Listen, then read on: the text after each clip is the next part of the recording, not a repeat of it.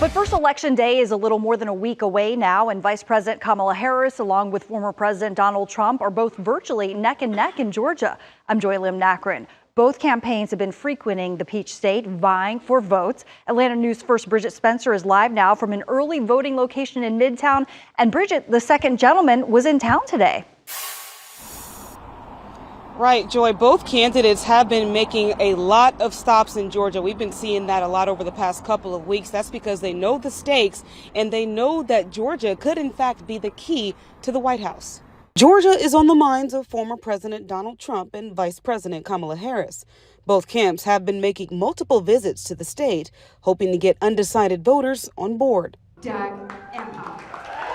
Sunday, second Gentleman Doug Emhoff making a stop in Sandy Springs at Pontoon Brewing to advocate for his wife. She's somebody who spent her entire career thinking about one thing, us, the people.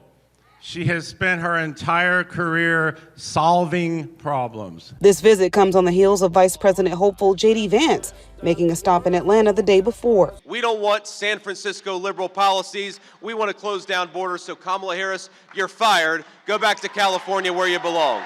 At his event, Emhoff encouraged those at home to get out and vote within the next few days. We need to elect Kamala as president because if we do not, this country will be fundamentally different.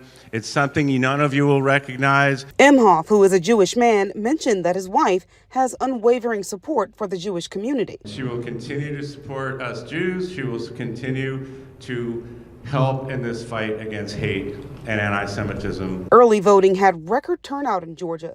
So far, nearly 2.7 million people have already voted in Georgia, and now candidates are hoping that momentum is on their side.